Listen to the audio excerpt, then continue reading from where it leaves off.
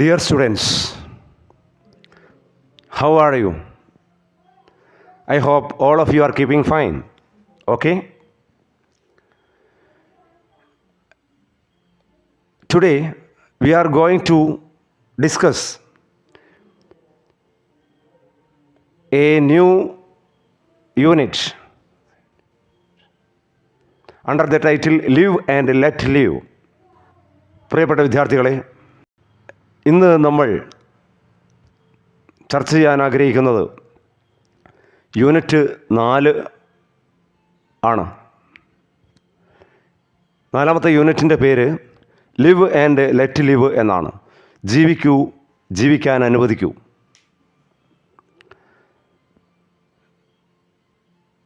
ഈ യൂണിറ്റിനെ കുറിച്ച് ചില കാര്യങ്ങൾ നമുക്ക് സംസാരിക്കാം. The spread of knowledge has provided us a lot of information about health and hygiene. അറിവ് പ്രചരിക്കുന്നതിലൂടെ നമുക്ക് ആരോഗ്യത്തെയും ശുചിത്വത്തെയും പറ്റിയുള്ള വളരെയധികം വിവരങ്ങളാണ് ലഭിച്ചുകൊണ്ടിരിക്കുന്നത്. Good health is not merely the absence of disease. നല്ല ആരോഗ്യം എന്നാൽ അസുഖങ്ങൾ ഇല്ലാതിരിക്കുക എന്നുള്ളത് മാത്രമല്ലല്ലോ. But readiness to live with healthy mental attitudes and to let others live. പക്ഷേ ആരോഗ്യമുള്ള കാഴ്ചപ്പാടുകളോടെ ജീവിക്കാൻ തയ്യാറാവുകയും മറ്റുള്ളവരെ ജീവിക്കാൻ അനുവദിക്കുകയും ചെയ്യുന്നതും കൂടിയാണല്ലോ നല്ല ആരോഗ്യം എന്നതുകൊണ്ട് ഉദ്ദേശിക്കുന്നത്. ഇത് ചിന്തിക്കുവാനുള്ള സമയം അതിക്രമിച്ചിരിക്കുന്നു. So we should protect the world around us and maintain healthy life styles. നമ്മുടെ ചുറ്റുമുള്ള ലോകത്തെ സംരക്ഷിക്കാനും ആരോഗ്യമുള്ള ജീവിതശൈലി നിലനിർത്താനും നമ്മൾ ബാധ്യസ്ഥരാണ്. ഇന്ന് നമ്മെ നിയന്ത്രിക്കുന്നത് കമ്പോളങ്ങളാണ്, അല്ലേ? These days we are ruled by the market. The market decides what we should eat, what we should drink and what we should wear. ഇന്ന് കമ്പോളമാണ് നാം എന്ത് ഭക്ഷിക്കണം, എന്ത് കുടിക്കണം, എന്ത് ധരിക്കണം എന്നൊക്കെ നിശ്ചയിക്കുന്നത്. It even decides how we should worship, നമ്മളെങ്ങനെ ആരാധിക്കണം, and how we should behave in our families, നമ്മുടെ കുടുംബത്തിൽ നമ്മൾ എങ്ങനെ പെരുമാറണം. ഇത്തരം കാര്യങ്ങളൊക്കെ ഇന്ന് കമ്പോള നിയന്ത്രിതമാണ്, അല്ലേ? In the past people cultivated food crops and most of the things they consumed came from there farms. പഴയ കാലഘട്ടങ്ങളിൽ ജനങ്ങൾ കൃഷിയിടങ്ങളിൽ നിന്ന് വിളകൾ കൃഷി ചെയ്ത് നമുക്ക് ഭക്ഷണം തരുമായിരുന്നു. എന്നാൽ ഇന്ന് ഒട്ടനവധി വയലുകൾ നികത്തപ്പെടുന്നു. But today we survive on fast foods. ഇന്ന് നമ്മൾ ഫാസ്റ്റ് ഫുഡ് സംസ്കാരവുമായി ഒത്തുജീവിച്ചു പോകുന്നു, അല്ലേ? ഇതാണ് ഇന്നത്തെ നമ്മുടെ യഥാർത്ഥ അവസ്ഥ എന്ന് പറയുന്നത്. യഥാർത്ഥത്തിൽ think of the condition of our state. നിങ്ങൾ നമ്മുടെ സംസ്ഥാനത്തെക്കുറിച്ചൊന്ന് ചിന്തിച്ച് നോക്കൂ. What has happen to the vast stretches of waterlogged paddy fields and the creatures living around us. നമ്മുടെ സംസ്ഥാനത്തിൻ്റെ കാര്യം ആലോചിച്ചാൽ നമുക്ക് മനസ്സിലാകും. വെള്ളം നിറഞ്ഞു കിടന്നിരുന്ന നെൽപ്പാടങ്ങളുടെ വലിയ പ്രദേശങ്ങൾക്കും നമ്മുടെ ചുറ്റും ജീവിച്ചിരുന്ന ജീവജാലങ്ങൾക്കും എന്താണ് യഥാർത്ഥത്തിൽ സംഭവിച്ചത്? Why aren't we self reliant in the production of food materials? ഭക്ഷണ പദാർത്ഥങ്ങൾ ഉൽപ്പാദിപ്പിക്കുന്നതിൽ നമ്മൾ സ്വാശ്രയശീലമുള്ളവരാകാതിരുന്നത് എങ്ങനെയാണ്? എല്ലാം നമുക്ക് നഷ്ടപ്പെട്ടില്ലേ? Read the poem and see how the poet looks at these issues. നമ്മൾ എടുക്കാൻ പോകുന്ന റൈസ് എന്ന കവിത വായിച്ച് എങ്ങനെയാണ് കവി ഈ സംഗതികളെ കാണുന്നത് എന്ന് നോക്കുക. പ്രിയപ്പെട്ട വിദ്യാർത്ഥികളെ, 4ാമത്തെ യൂണിറ്റുമായി ബന്ധപ്പെട്ട് ചില കാര്യങ്ങളാണ് നമ്മൾ ഇൻട്രൊഡക്ഷനിലൂടെ ഇന്ന് പറഞ്ഞത്. ഇന്ന് നമ്മൾ ചർച്ച ചെയ്യാൻ പോകുന്നത് റൈസ് എന്ന കവിതയെക്കുറിച്ചാണ്. ഇതിൻ്റെ മലയാളം നെല്ല് എന്നാണ്. എഴുതിയിരിക്കുന്നത് ചെമ്മനം ചാക്കോ. ഇത് ഇംഗ്ലീഷിലേക്ക് തർജ്ജമ ചെയ്തത് പ്രൊഫസർ കെ അയ്യപ്പ പണിക്കറാണ്. ഇനി നമുക്ക് എഴുത്തുകാരെക്കുറിച്ച് സംസാരിക്കാം. About the author.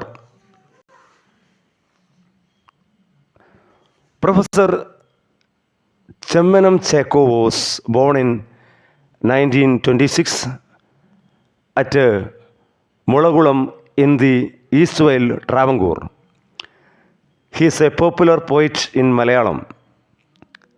He is a master satirist and he is fond of poking fun at the trivialities of people and their customs. Professor Chemmanam Chacko 1926 വർഷങ്ങൾക്ക് മുമ്പ് ഉണ്ടായിരുന്ന ട്രാവങ്കൂറിലെ മുളകുളം എന്ന സ്ഥലത്താണ് ജനിച്ചത്. അദ്ദേഹം മലയാളത്തിലെ ഒരു പേരുകേട്ട കവിയാണ്. കൂടാതെ ആക്ഷേപഹാസ്യകാരനായ അദ്ദേഹം മലയാളത്തിലെ പ്രമുഖ എഴുത്തുകാരൻ കൂടിയാണ്. ആൾക്കാരുടെ വളരെ ബാലിശമായ കാര്യങ്ങളെയും അവരുടെ ആചാരങ്ങളെയും കളിയാക്കുന്നതിൽ അദ്ദേഹം വളരെ പ്രാവീണ്യം ഉള്ള വ്യക്തിയാണ്. ഇനി നമുക്ക് അബൌട്ട് ദ ട്രാൻസ്ലേറ്റർ, തർജ്ജമ ചെയ്ത എഴുത്തുകാരനെ കുറിച്ച് സംസാരിക്കാം. Professor K Ayyappa Panicker, 1930-2006, is a poet, literary critic, an academic, and a famous scholar.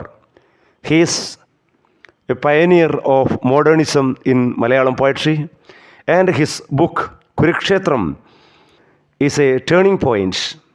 He taught English in various colleges and universities. He retired as Director, Institute of English, University of Kerala. Professor K Ayyappa Panicker 1930 ജനിച്ചു. പ്രശസ്തനായ കവിയും സാഹിത്യ നിരൂപകനും പണ്ഡിതനും പ്രശസ്തനായ വിദ്വാനുമാണ് ഇദ്ദേഹം. അദ്ദേഹം മലയാള കവിതകളിൽ ആധുനികതയ്ക്ക് വഴിയൊരുക്കി. അദ്ദേഹത്തിൻ്റെ കുരുക്ഷേത്രം എന്ന പുസ്തകം ഒരു വഴിത്തിരിവായിരുന്നു. അദ്ദേഹം ഒട്ടനവധി കോളേജുകളിലും യൂണിവേഴ്സിറ്റികളിലും ഇംഗ്ലീഷ് അധ്യാപകനായിരുന്നു. കേരള യൂണിവേഴ്സിറ്റിയിലെ ഇംഗ്ലീഷ് ഇൻസ്റ്റിറ്റ്യൂട്ടിൻ്റെ ഡയറക്ടറായിട്ട് അദ്ദേഹം വിരമിച്ചു. 2006 അദ്ദേഹം മരണപ്പെട്ടു. Let's enjoy the poem rice by Chemmanam Chacko. First stanza. I come home at the end of 4 years of research in North India, having earned a doctoral degree and generous praise for my work on making toys with husk, bored with eating chapatis day after day. I am eager to eat a meal of Adigira rice. First സ്റ്റാൻസയുടെ അർത്ഥം നമുക്ക് ശ്രദ്ധിക്കാം. വടക്കേ ഇന്ത്യയിൽ 4 കൊല്ലത്തെ ഗവേഷണത്തിന് ശേഷം എഴുത്തുകാരൻ നാട്ടിലേക്ക് മടങ്ങുകയാണ്. 4 കൊല്ലമായി നമ്മുടെ എഴുത്തുകാരൻ വടക്കേ ഇന്ത്യയിൽ ഒരു ഗവേഷണത്തിന് പഠിച്ചുകൊണ്ടിരിക്കുകയാണ്. അദ്ദേഹത്തിന് അവിടെ ഒരു ഡോക്ടറേറ്റ് ലഭിച്ചു. വളരെ കഷ്ടപ്പെട്ടുള്ള ഗവേഷണത്തിൻ്റെ ഫലമായി നോർത്ത് ഇന്ത്യയിൽ അദ്ദേഹത്തിന് ഒരു ഡോക്ടറേറ്റ് സമ്പാദിക്കുവാൻ സാധിച്ചു. എന്തിനാണ് അദ്ദേഹത്തിന് ഡോക്ടറേറ്റ് ലഭിച്ചതെന്നറിയുമോ? ശ്രദ്ധിക്കൂ. ഉമി കൊണ്ട് കളിപ്പാട്ടങ്ങൾ ഉണ്ടാക്കുന്ന ഗവേഷണത്തിനാണ് അദ്ദേഹം വളരെയധികം പ്രശംസകൾ പിടിച്ചുപറ്റിയത്. മറ്റ് പലരും ചെയ്യാത്ത ഒരു മേഖലയാണ് അദ്ദേഹം തിരഞ്ഞെടുത്തത്. നെല്ലിൻ്റെ മുകളിൽ നിന്ന് കളയുന്ന ഉമികൾ നിങ്ങൾ കേട്ടിട്ടുണ്ടാവും. ഈ ഉമി ഉപയോഗിച്ചുകൊണ്ട് കളിപ്പാട്ടങ്ങൾ നിർമ്മിക്കുന്ന വളരെ വിചിത്രമായ ഒരു മേഖലയാണ് അദ്ദേഹം ഗവേഷണത്തിനായി തിരഞ്ഞെടുത്തത്. ആ ഗവേഷണത്തിൽ അദ്ദേഹം വിജയിക്കുകയും അദ്ദേഹത്തിന് ഒട്ടനവധി അംഗീകാരങ്ങളും പ്രശംസകളും ലഭിക്കുകയും ചെയ്തു. ഇതാണ് ആദ്യ 2 വരിയുടെ അർത്ഥം. പിന്നീട് അദ്ദേഹം പറയുന്നു, അവിടെ 4 വർഷം താമസിച്ചപ്പോൾ നോർത്ത് ഇന്ത്യയിലെ ചപ്പാത്തി കഴിച്ച് അദ്ദേഹം വല്ലാതെ മടുത്തുപോയി എന്ന്. ഈ മടുപ്പ് അദ്ദേഹത്തിന് വലിയ പ്രയാസങ്ങളുണ്ടാക്കുന്നു. ഇപ്പോൾ അദ്ദേഹം തൻ്റെ സ്വന്തം നാട്ടിലേക്ക് വരുവാൻ ഏറെ ആഗ്രഹിക്കുന്നു. മാത്രവുമല്ല, തൻ്റെ നാട്ടിലെ, പ്രത്യേകിച്ച് മധ്യ കേരളത്തിൽ അന്ന് നിലവിലുണ്ടായിരുന്ന വളരെ പ്രശസ്തിയാർജിച്ച ഒരു അരി ഉണ്ടായിരുന്നു, അഥവാ നെല്ല്. ആ നെല്ലിൻ്റെ പേര് അതികിര എന്നാണ്. ആ അതികിരയുടെ ഭക്ഷണം അഥവാ ചോറ് കഴിക്കുവാൻ അതിയായ ആഗ്രഹത്തോടുകൂടി അദ്ദേഹം നാട്ടിൽ വരണമെന്ന് കൊതിക്കുകയാണ്. ഇതാണ് ഒന്നാമത്തെ സ്റ്റാൻസയിലെ മീനിങ്സ് എന്ന് പറയാം. റിസർച്ച് എന്നാൽ ഗവേഷണം എന്നാണ്. ഡോക്ടറേറ്റ് ഡിഗ്രി എന്ന് പറഞ്ഞാൽ, ഡോക്ടറൽ ഡിഗ്രി എന്ന് പറഞ്ഞാൽ ഡോക്ടറേറ്റ് നേടുക എന്നർത്ഥം. ജനറസ് പ്രൈസ് എന്ന് പറഞ്ഞാൽ പൊതുവായ അംഗീകാരം, പ്രശംസകൾ പിടിച്ചുപറ്റി എന്നൊക്കെയുള്ള അർത്ഥം. മനസ്സിലായല്ലോ? ഹസ്ക്, HUSK, ഹസ്ക് എന്ന് പറഞ്ഞാൽ ഉമി എന്നാണ് അർത്ഥം. അതികിര എന്ന് പറഞ്ഞാൽ അന്ന് മധ്യ കേരളത്തിൽ ഉണ്ടായിരുന്ന ഒരു ഇനം അരിയുടെ പേരാണ്. ഇത്രയുമാണ് ഒന്നാമത്തെ സ്റ്റാൻസയുടെ അർത്ഥം. Okay. Second stanza. It will be the planting season when I get there, and my father, his handloom dhoti stained with yellow mud, excited about the waters of the Varanganal Canal, will greet me from the fields below our house, amidst the shouts of ploughing with several oxen. രണ്ടാമത്തെ സ്റ്റാൻസയുടെ അർത്ഥം ശ്രദ്ധിക്കാം. കവി വീട്ടിൽ തിരിച്ചെത്തുമ്പോൾ നെൽവിത്തുകൾ വിതയ്ക്കുന്ന സമയമായിരിക്കും. കാരണം അദ്ദേഹത്തിന് തൻ്റെ നാട്ടിലെ കൃഷിരീതികളെക്കുറിച്ചും കൃഷിക്ക് അനുയോജ്യമായ കാലത്തെക്കുറിച്ചും വ്യക്തമായ ബോധമുണ്ട് എന്ന് നമുക്ക് ഇതിലൂടെ മനസ്സിലാക്കാം. തൻ്റെ നാട്ടിൽ കൃഷിക്ക് വിത്തിറക്കാനുള്ള സമയമായി എന്ന് അദ്ദേഹത്തിന് തോന്നുന്നു. അതുകൊണ്ടാണ് അദ്ദേഹം പറയുന്നത്, ഞാൻ വീട്ടിലേക്ക് തിരിച്ചെത്തുമ്പോൾ ഇപ്പോൾ നെൽവിത്തുകൾ വിതയ്ക്കുന്ന സമയമായിരിക്കും എന്ന്. എൻ്റെ പിതാവ് വീടിൻ്റെ തൊട്ടു താഴെയുള്ള വയലിൽ ജോലി ചെയ്യുകയായിരിക്കും. അദ്ദേഹം ചെളി പുരണ്ട ഒരു കൈത്തറിയുമുണ്ടായിരിക്കും ധരിച്ചിരിക്കുന്നത്. വളരെ വർഷങ്ങൾക്ക് മുമ്പ് അദ്ദേഹം തൻ്റെ നാട് വിട്ട് ഗവേഷണത്തിനായി നോർത്ത് ഇന്ത്യയിലേക്ക് പോകുമ്പോഴും ആ വയലിൽ തൻ്റെ അച്ഛൻ ജോലി ചെയ്യുന്നത് അദ്ദേഹം കണ്ടിട്ടുണ്ട്. കൈത്തറി മുണ്ടുടുത്ത് ഒരു കർഷക വേഷത്തിൽ അദ്ദേഹം അവിടെ അത്യധ്വാനം ചെയ്യുന്നത് അദ്ദേഹത്തിൻ്റെ ഓർമ്മയിൽ തെളിഞ്ഞു നിൽക്കുന്നു. വയലിൻ്റെ അടുത്തായി വാരങ്കനാൽ കനാലുണ്ട്. ആ വാരങ്കനാൽ കനാലിലെ വെള്ളമാണ് എൻ്റെ അച്ഛൻ എപ്പോഴും കൃഷി ആവശ്യത്തിനായി ഉപയോഗിച്ചിരുന്നത്. അതിൽ വെള്ളം എത്തുമ്പോൾ എൻ്റെ അച്ഛന് വളരെ ആവേശമുണ്ടാകും. ആ ജലമാണ് ഞങ്ങൾ കൃഷിക്ക് ഉപയോഗിച്ചിരുന്നത് എന്ന് കവി ഓർക്കുന്നു.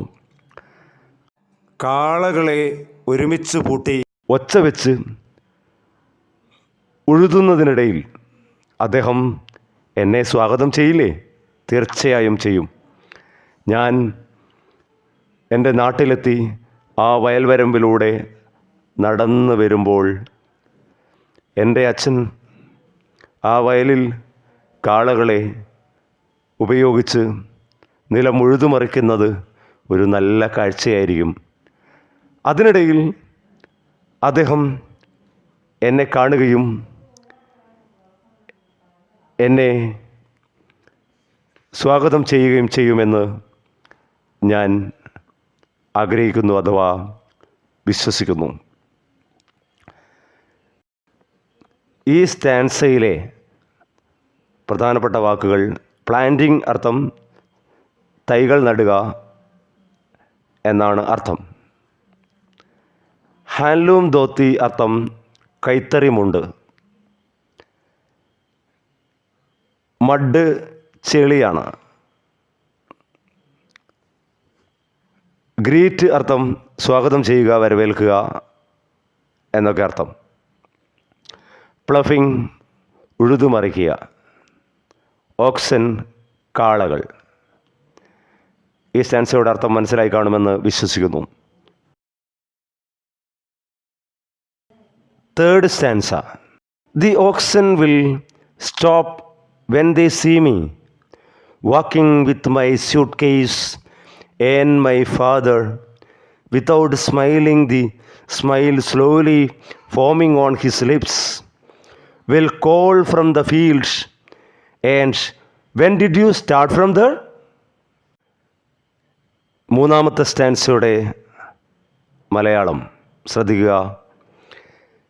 ഞാൻ എൻ്റെ പെട്ടിയും തൂക്കിക്കൊണ്ട് വയൽവരമ്പിലൂടെ നടന്നെടുക്കുന്നത് കാണുമ്പോൾ ഒരുപക്ഷെ കാളകൾ പോലും നിൽക്കും. വർഷങ്ങൾക്ക് മുമ്പ് ആ കാളകളുമായി ഞാൻ നല്ല ചങ്ങാത്തത്തിലായിരുന്നു. എൻ്റെ ഗന്ധം അനുഭവിച്ച് എന്നെ കാണുമ്പോൾ അവ വയലിൽ ജോലി നിർത്തി ഒരുപക്ഷെ എന്നെ കാണുവാൻ നിൽക്കുമായിരിക്കും. എൻ്റെ പിതാവിൻ്റെ ചുണ്ടുകളിൽ ഒരു നേർത്ത പുഞ്ചിരി വിടരുന്നത് ഞാൻ ഓർമ്മിക്കുകയാണ്. പക്ഷേ ആ പുഞ്ചിരി ജോലിക്കിടയിൽ അദ്ദേഹം കാണിക്കുന്നില്ല എന്നും ഞാൻ ഊഹിക്കുന്നു. മാത്രമല്ല, വയലിൽ നിന്നുകൊണ്ട് തന്നെ അദ്ദേഹം എന്നോട് ചോദിക്കുന്നു. എന്താണ് ചോദിക്കുന്നത്? മകനെ, എപ്പോഴാണ് അവിടെ നിന്നും നീ യാത്ര തിരിച്ചത് എന്ന് ആ ജോലിക്കിടയിൽ അദ്ദേഹം ആകാംക്ഷയോടെ നേർത്ത പുഞ്ചിരിയുമായി എന്നോട് ചോദിക്കുന്നതും ഞാൻ ഓർക്കുകയാണ്. Next stanza. My little brother carrying the tender saplings to be planted in the fields where the ploughing is done, will run when he sees me and call out loud within earshot of the house, "Mother, brothers arrived." ഈ സ്റ്റാൻസയുടെ മലയാളം ശ്രദ്ധിക്കൂ. ഉഴുതു കഴിഞ്ഞ പാടത്ത് നടാനുള്ള ഞാറുകളുമായി അഥവാ ഇളം നെല്ലിൻ്റെ തൈകളുമായി എൻ്റെ ഇളയ സഹോദരൻ പ്രവേശിക്കുന്നത് ഞാൻ ഓർക്കുകയാണ്. അവനും അച്ഛൻ്റെ കൂടെ ജോലിയിൽ വ്യാപൃതനാണ്. കാരണം ഞങ്ങൾ പരമ്പരാഗതമായി ഒരു കർഷക കുടുംബമാണ്. അച്ഛൻ്റെ ജോലിയിൽ സഹായിക്കുവാൻ എൻ്റെ ഇളയ സഹോദരൻ ആ വെയിലിൽ ഇളയ ഞാറിൻ തൈകളുമായി വയലിലേക്ക് വരുന്നത് ഞാൻ സ്വപ്നം കാണുന്നു, അഥവാ ഞാൻ ഓർക്കുകയാണ്. അവൻ എന്നെ കാണുമ്പോൾ ഓടി ഒച്ച വെച്ച് വീട്ടിലുള്ള ആൾക്കാർ കേൾക്കത്തക്ക വിധത്തിൽ താഴെ നിന്ന് ഇങ്ങനെ വിളിച്ചു കൂവും, അമ്മേ, ദാ ചേട്ടൻ എത്തിയിട്ടുണ്ട്. അവൻ്റെ ആവേശം അടക്കുവാൻ സാധിക്കുകയില്ല. 4 വർഷത്തിന് ശേഷമാണ് ഞാൻ അവിടെ എത്തിച്ചേരുന്നത്. എന്നെ കണ്ടയുടനെ വയലിൽ വെച്ച് അവൻ ആവേശത്തോടെ വീട്ടിലേക്ക് വിളിച്ചു കൂവുന്നുണ്ടായിരുന്നു. എങ്ങനെയാണ് വിളിച്ചു കൂവുക? അമ്മേ, ദാ ചേട്ടൻ എത്തിയിട്ടുണ്ട് എന്ന് അവൻ ഉറക്കെ വിളിച്ചു പറയും. ഇങ്ങനെയുള്ള ഓർമ്മകൾ ഞാൻ പങ്കുവയ്ക്കുകയാണ് നിങ്ങളുമായിട്ട്. ഈ സ്റ്റാൻസയിലെ പ്രധാനപ്പെട്ട വാക്കുകൾ ശ്രദ്ധിക്കൂ. ടെൻഡർ സാപ്ലിങ്സ്, ഇളം ഞാറിൻ തൈകൾ അഥവാ ചെടികൾ, മരത്തൈകൾ എന്നൊക്കെ അർത്ഥം. പ്ലഫിംഗ്, ഉഴുതുമറിക്കൽ. പ്ലാന്റഡ്, നട്ടുപിടിപ്പിക്കുക, നടുക. ഇയർ ഷോട്ട് അർത്ഥം വിളിച്ചാൽ കേൾക്കുന്നത്ര ദൂരത്തിൽ, അടുത്ത് എന്നൊക്കെ അർത്ഥം. ഈ സ്റ്റാൻസ മനസ്സിലായി കാണുമല്ലോ. ഒന്നാം ഭാഗത്തിലെ അവസാനത്തെ സ്റ്റാൻസ ശ്രദ്ധിക്കൂ. Walking cautiously along the dike so as not to upset the baskets full of seeds. I will reach home in good time at last, just as my mother drains the well-cooked rice. Oh train, will you run a little faster? Let me get home quickly and eat my fill. ഈ സ്റ്റാൻസയുടെ മലയാളം ശ്രദ്ധിക്കൂ. എഴുത്തുകാരൻ വരമ്പുകളിലൂടെ സൂക്ഷിച്ചാണ് നടക്കുന്നത്. കാരണം അവിടെ വച്ചിരിക്കുന്ന കുട്ടകൾ നിറയെ വിത്തുകൾ വരമ്പിലാകെ വെച്ചിട്ടുണ്ട്. അത് തട്ടിമറിയാതിരിക്കാൻ അദ്ദേഹം വളരെ ശ്രദ്ധയോടുകൂടിയാണ് ആ വരമ്പിലൂടെ നടന്ന് തൻ്റെ വീട്ടിലേക്ക് പ്രവേശിക്കുന്നത്. ഏറ്റവും നല്ല ഒരു സമയത്തായിരിക്കും ഞാൻ വീട്ടിലെത്തുന്നത് എന്ന് അദ്ദേഹം ഊഹിക്കുന്നു. കാരണം കൃഷിയുടെ ബഹളങ്ങളും കോലാഹലങ്ങളും നിറഞ്ഞ ഏറ്റവും നല്ല ഒരു കാലഘട്ടത്തിലായിരിക്കും, അഥവാ മാസത്തിലായിരിക്കും ഞാൻ എൻ്റെ വീട്ടിലെത്തിച്ചേരുന്നത്.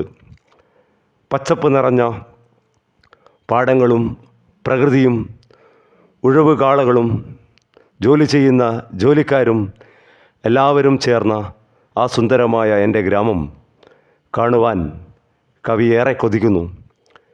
ഈ കൃഷിയുടെ സമയത്തായിരിക്കും അദ്ദേഹം തൻ്റെ നാട്ടിൽ എത്തിച്ചേരുന്നത് എന്ന് അദ്ദേഹം ഏറെ ആഗ്രഹിക്കുന്നു. അദ്ദേഹത്തിൻ്റെ അമ്മ അതികിര അരിയുടെ വെന്ത ചോറ് വാർത്തിട്ടുണ്ടാകുമെന്ന് അദ്ദേഹം ആഗ്രഹിക്കുന്നു. വീട്ടിലെത്തിയാൽ ആ വെന്ത ചോറ് നന്നായി ആവോളം ഭക്ഷിക്കാൻ കഴിയുമെന്ന് അദ്ദേഹം ഏറെ കൊതിക്കുന്നു. ഈ സ്വപ്നങ്ങളുമായി ഓർമ്മകളുമായാണ് അദ്ദേഹം നോർത്ത് ഇന്ത്യയിൽ നിന്ന് 4 വർഷത്തിന് ശേഷം തൻ്റെ നാട്ടിലേക്ക് ട്രെയിൻ കയറുന്നത്. ട്രെയിനിനോട് അദ്ദേഹം ആവശ്യപ്പെടുന്നു, അല്ലയോ ട്രെയിൻ, അല്പം കൂടി നീ വേഗതയിൽ ഓടിയാലെന്ത്. അങ്ങനെ ഈ സ്റ്റാൻസയുടെ അവസാന ഭാഗത്ത് അദ്ദേഹം ചോദിക്കുവാനുള്ള കാരണം എന്താണ് കാരണം അദ്ദേഹത്തിന് തൻ്റെ നാട്ടിലെത്തി തൻ്റെ നാട് കാണുവാനും അതിലുപരിയായി തനിക്ക് ഏറ്റവും ഇഷ്ടപ്പെട്ട അതികിര അരിയുടെ വെന്ത ചോറ് തിന്നുവാനുമുള്ള അഗാധമായ ആഗ്രഹമാണ് ഈ വരികളിലൂടെ കാണിക്കുന്നത്. തൻ്റെ നാട്ടിലെത്തുവാനും തൻ്റെ ഗ്രാമം കാണുവാനും ഈ ചോറ് ആസ്വദിക്കുവാനുമുള്ള അദ്ദേഹത്തിൻ്റെ അഗാധമായ ആഗ്രഹം, അഭിലാഷമാണ് ഈ വരികളിലൂടെ നമുക്ക് മനസ്സിലാക്കുവാൻ സാധിക്കുന്നത്. ഈ സ്റ്റാൻസയിലെ പ്രധാനപ്പെട്ട വാക്കുകൾ ശ്രദ്ധിക്കൂ. കോഷ്യസ്ലി, മുൻകരുതലോടെ എന്നാണ് അർത്ഥം. വളരെ ശ്രദ്ധിച്ചുകൊണ്ട് എന്നൊക്കെ അർത്ഥം. ഡൈക്ക്, അർത്ഥം വയലിലെ വരമ്പ് എന്നാണ് അർത്ഥം. സീഡ്, വിത്തുകൾ എന്നാണ് അർത്ഥം, വിത്ത്. ഡ്രെയിൻസ്, വാർക്കുക, അരി വാർക്കുന്നതിനെയാണ് ഡ്രെയിൻസ് എന്ന് പറയുക, അതായത് ജലം ഊറ്റിക്കളയുക. കുക്ക്ഡ് റൈസ്, വെന്ത അരി, അതായത് ചോറ് എന്നർത്ഥം. ക്വിക്ക്ലി, വേഗത്തിൽ.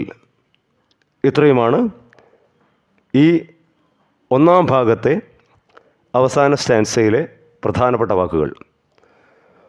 പ്രിയപ്പെട്ട വിദ്യാർത്ഥികളെ, ഇന്ന് നമ്മൾ റൈസ് അഥവാ നെല്ല് എന്ന ചെമ്മനം ചാക്കോയുടെ മനോഹരമായ കവിതയുടെ ആദ്യ ഭാഗമാണ് ചർച്ച ചെയ്തത്. മലയാളത്തിൽ എഴുതപ്പെട്ട ഈ കവിത ഇംഗ്ലീഷിലേക്ക് റൈസ് എന്ന പേരിൽ ട്രാൻസ്ലേറ്റ് ചെയ്തതാണ്. ട്രാൻസ്ലേഷൻ നടത്തിയത് നമ്മൾ നേരത്തെ പറഞ്ഞു പ്രൊഫസർ കെ അയ്യപ്പ പണിക്കരാണ്. നെല്ലിനോടുള്ള അഥവാ ചോറിനോടുള്ള കവിയുടെ അമിതമായ സ്നേഹമാണ് ഈ കവിതയുടെ തുടക്കത്തിൽ തന്നെ നമുക്ക് കാണുവാൻ സാധിക്കുന്നത്. വർഷങ്ങളായി ചപ്പാത്തി കഴിച്ചുകൊണ്ടിരുന്ന അദ്ദേഹത്തിന് നോർത്ത് ഇന്ത്യൻ ഭക്ഷണം അടുക്കുകയും തൻ്റെ നാട്ടിലെത്തിച്ചേരുവാനുള്ള ആഗ്രഹം വർദ്ധിക്കുകയും ചെയ്യുന്നു. തൻ്റെ ഭക്ഷണത്തിൽ നിന്ന് ഒരു മാറ്റത്തിനായി അദ്ദേഹം നാട്ടിലേക്ക് വണ്ടി കയറുകയാണ്. അയാളുടെ വീടിൻ്റെ താഴെയുള്ള വയലിൽ അദ്ദേഹത്തിൻ്റെ പിതാവ് നിൽക്കുന്നതും അദ്ദേഹം ഓർക്കുന്നു. ചെളി പുരണ്ട ഒരു കൈത്തറി മുണ്ടുടുത്ത് വയലിൽ ജോലിയിൽ വ്യാപൃതനായ തൻ്റെ അല്പം പ്രായമുള്ള അച്ഛനെ അദ്ദേഹം ഓർക്കുന്നു. വാരങ്കനാൽ കനാലിലെ വെള്ളമാണ് അതിനുവേണ്ടി അവർ ഉപയോഗിച്ചിരുന്നത്. അയാളുടെ ഇളയ സഹോദരൻ ഉഴുതുകഴിഞ്ഞ പാടത്ത് നടാനുള്ള ഞാറുകൾ കൊണ്ടുവരുന്നതും അദ്ദേഹം ഓർക്കുന്നു. എല്ലാവരും കൃഷിയിൽ വ്യാപൃതരാണ്. കാരണം അവർ പരമ്പരാഗതമായി കാർഷിക കുടുംബമാണ് എന്ന് ഇതിൽ നിന്നും വ്യക്തമാണല്ലോ. അദ്ദേഹത്തിൻ്റെ ഗ്രാമത്തെ അടങ്ങാത്ത അഭിനിവേശത്തോടെ അദ്ദേഹം സ്നേഹിക്കുന്നു. അത്രയധികം ആഴത്തിൽ അദ്ദേഹത്തിൻ്റെ പാടത്തെയും കുടുംബത്തെയും നാട്ടുകാരെയും ഗ്രാമത്തെയും അദ്ദേഹം സ്നേഹിക്കുന്നു. അതുകൊണ്ടാണ് എത്രയും വേഗത്തിൽ ട്രെയിനിൽ കയറി അദ്ദേഹത്തിന് നോർത്ത് ഇന്ത്യയിൽ നിന്ന് തൻ്റെ സ്വന്തം ഗ്രാമത്തിലേക്ക്, കേരളക്കരയിലേക്ക് എത്തിച്ചേരണമെന്ന് അഗാധമായ ആഗ്രഹം അദ്ദേഹത്തിനുണ്ടായത്. ഇത്രയും കാര്യങ്ങളാണ് നമ്മൾ ഇന്ന് പ്രധാനമായും റൈസ് എന്ന കവിതയിൽ ആദ്യ ഭാഗത്ത് ചർച്ച ചെയ്തത്. എല്ലാവർക്കും ഇതിൻ്റെ മീനിങ്സ് നന്നായി മനസ്സിലായി കാണുമെന്ന് വിശ്വസിക്കുന്നു. ഡിയർ സ്റ്റുഡൻസ്, ഈ കവിതയുടെ രണ്ടാം ഭാഗം നമുക്ക് അടുത്ത ക്ലാസ്സിൽ ചർച്ച ചെയ്യാം. എല്ലാവർക്കും മംഗളാശംസകൾ. Thank U.